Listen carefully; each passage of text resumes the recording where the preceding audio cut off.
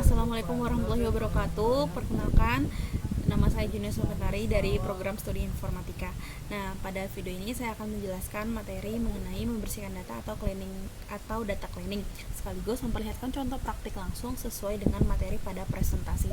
Nah, video ini dibuat untuk memenuhi tugas presentasi yang mencakup penjelasan konsep, contoh kasus, dan praktik membersihkan data.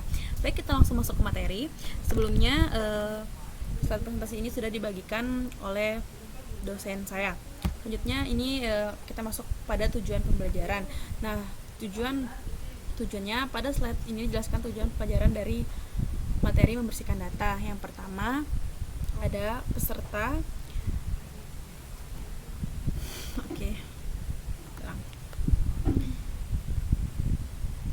Tujuan pertama, peserta diharapkan mampu memahami konsep dan teori tentang strategi pembersihan data. Yang kedua, peserta mampu melakukan pembersihan data yang kotor, baik data yang memiliki nilai kosong, tidak konsisten, maupun data yang tidak wajar. Yang ketiga adalah peserta mampu membuat laporan serta rekomendasi berdasarkan hasil pembersihan data yang telah dilakukan. Selanjutnya ada unit kompetensi membersihkan data.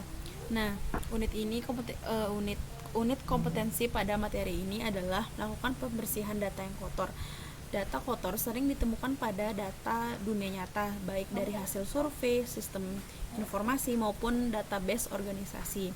Jika data tidak dibersihkan, maka hasil analisis bisa menjadi salah, bias, dan menyesatkan. Oleh karena itu, proses pembersihan data menjadi tahap penting sebelum analisis data dilakukan. Selanjutnya ada konsep dan definisi data cleaning. Secara konsep, strategi pembersihan data dapat dilakukan dengan berbagai cara, yaitu beberapa diantaranya adalah mengisi nilai yang hilang menggunakan min, median, mode, nilai minimum atau maksimum, melakukan koreksi nilai standar, mengisi data dengan konstanta tertentu, menghapus baris atau rekord yang kosong, menghapus baris atau record yang kosong. Data yang kotor dapat berupa missing value atau nilai kosong, data yang salah atau tidak sesuai, data outlier yaitu data yang terlalu jauh dari nilai normal. Data kotor ini bisa muncul pada data terstruktur maupun tidak terstruktur.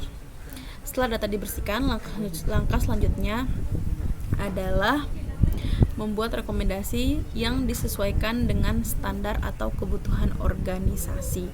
Selanjutnya ada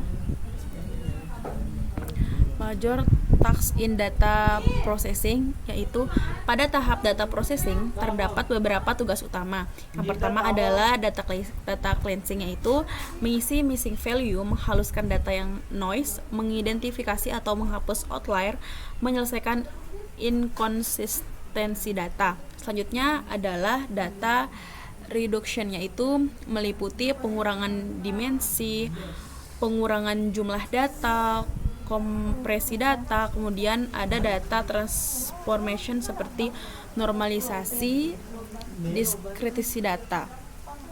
Selanjutnya ada pembentukan hierarki konsep. Data terakhir adalah data integration, yaitu penggabungan data dari berbagai sumber seperti database atau file yang berbeda. Pada materi ini fokus utama kita adalah data cleansing atau pembersihan data. Selanjutnya ada mengurangi atribut dan record. Dalam proses membersihkan data, terkadang kita perlu mengurangi atribut yang menghapus kolom yang tidak relevan, mengurangi record yaitu menghapus baris data yang tidak valid atau terlalu banyak missing value. Tujuannya agar data menjadi lebih ringkas, relevan, dan mudah dianalisis. Di sini ada penyebab data error. Data error dapat terjadi karena beberapa hal. Penyebab pertama adalah kesalahan nilai fitur dalam dataset, misalnya salah input, salah format, atau kesalahan saat pengambilan data. Penyebab kedua adalah ketidakkonsisten nilai fitur. Contohnya, jenis kelamin ditulis L, laki-laki, dan pria dalam satu dataset.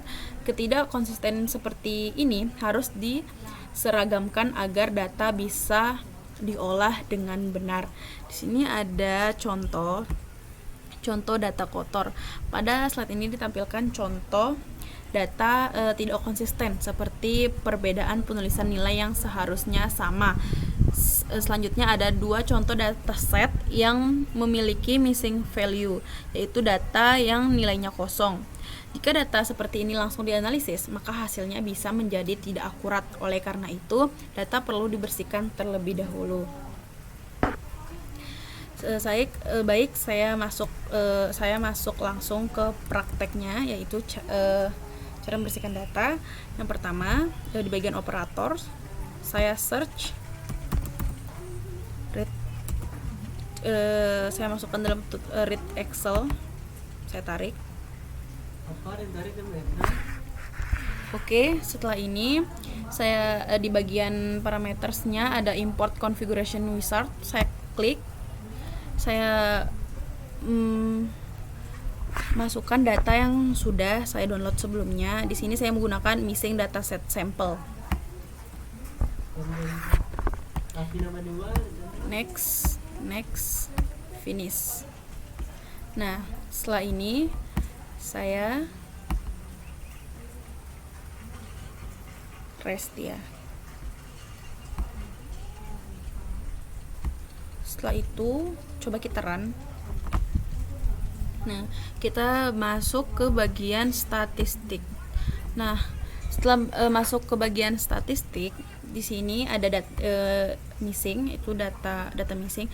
Nah, maksud dari data missing ini tidak ada data. Nah, jadi tidak ada data missing. Tapi di sini di dalam data yang saya import tadi ada data missingnya seperti pada online shopping, online gaming, dan other social network. Nah,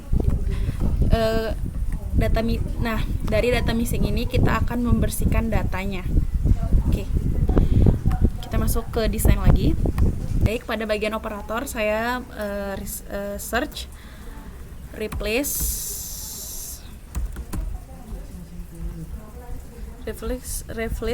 missing value. Kita tarik juga, kita drop. Setelah kita drop, kita pastikan di defaultnya dia menggunakan average. Oke. Setelah itu langsung kita run. Jadi setelah di run, data missing tadi tidak akan ada lagi. Nah, contohnya di statistik ini tadi kan missingnya itu ada di online shopping, online gaming, dan other social network. Nah, di sini missingnya udah 0, sudah tidak ada data kosong lagi. Nah, jadi mungkin itu yang bisa saya sampaikan untuk praktek langsungnya mengenai missing value, pembersihan data. Baik, sebagai kesimpulan, membersihkan data merupakan tahap penting dalam data preprocessing. Data yang bersih akan menghasilkan analisis yang lebih akurat dan dapat dipercaya. Demikian penjelasan dan praktek membersihkan data yang dapat saya sampaikan. Selebihnya saya mohon maaf atas kekurangan saya. Terima kasih atas perhatiannya. Wassalamualaikum warahmatullahi wabarakatuh.